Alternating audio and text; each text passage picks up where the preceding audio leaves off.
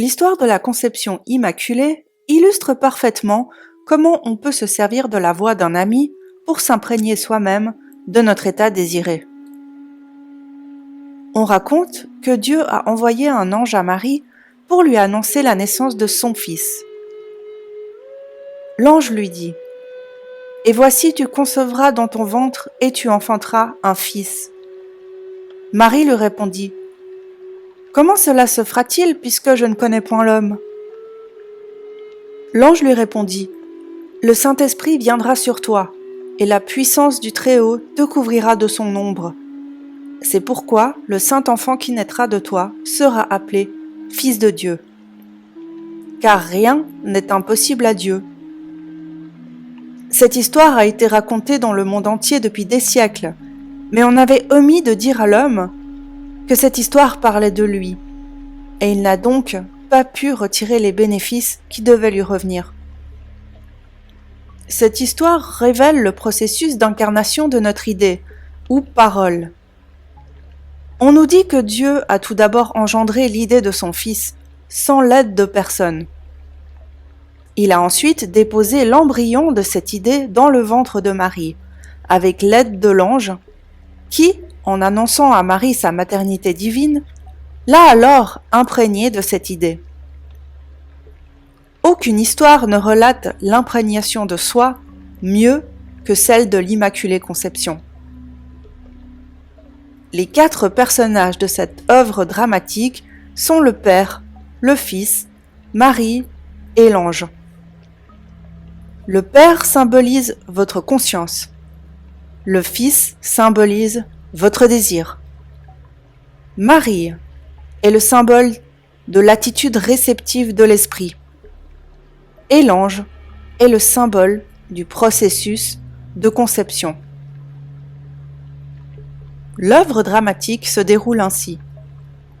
Le Père engendre un Fils sans l'aide de personne. Vous définissez votre objectif. En d'autres termes, vous clarifiez votre désir sans l'aide de qui que ce soit.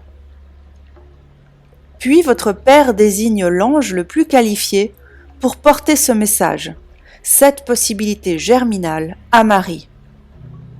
Vous sélectionnez la personne de votre monde qui se réjouirait sincèrement de l'accomplissement de votre désir.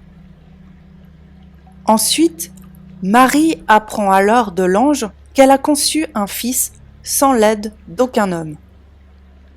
Dans une attitude mentale réceptive et à l'écoute, vous entendez la voix de cette personne que vous avez désignée pour vous annoncer ce que vous désirez savoir. Imaginez que vous l'entendez vous confirmer que vous avez ce que vous désirez avoir et que vous êtes ce que vous désirez être. Restez ensuite dans cet état réceptif jusqu'à ce que vous ressentiez l'excitation que cette bonne nouvelle a provoquée chez vous. Puis ensuite, comme Marie de l'histoire, continuez votre vie en gardant pour vous ce secret, cette imprégnation de soi immaculée, avec la ferme conviction que vous verrez son expression prendre forme en temps voulu. Le Père génère la graine ou possibilité germinale d'un fils, d'un point de vue eugénique. Ce n'est pas lui qui dirige le spermatozoïde vers la matrice. Il utilise pour ça un autre moyen. Le Père qui génère cette graine ou cette idée, c'est ça notre désir conscient. Un désir clair est donc la graine parfaite du Fils unique engendré. Cette graine est ensuite amenée du Père, donc du désir conscient, vers la Mère, qui est la conscience d'avoir ou d'être cet état désiré.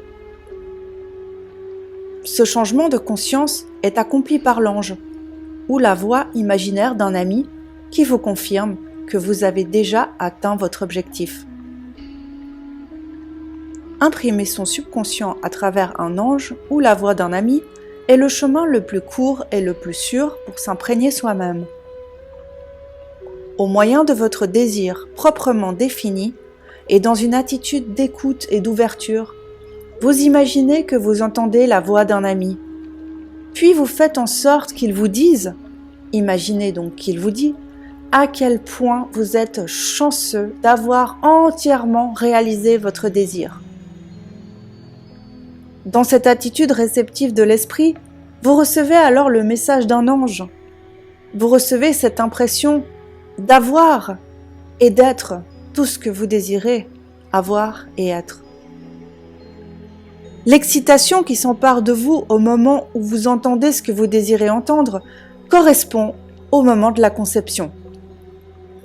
C'est le moment de l'imprégnation de soi, le moment où vous ressentez réellement que vous êtes maintenant et avez maintenant réellement ce que vous avez désiré avoir et être jusqu'ici. Et alors que vous émergez de cette expérience subjective, vous saurez par le simple fait que votre attitude mentale a changé, que vous avez conçu un fils. Tel Marie dans l'histoire, vous saurez que l'état subjectif définitif a été fixé et que tôt ou tard, il n'aura d'autre choix que de se manifester. Voici comment atteindre vos objectifs. Et du moment où vous appliquerez le principe énoncé dans ces lignes, il n'y aura personne sur cette terre qui pourra vous empêcher de réaliser vos désirs.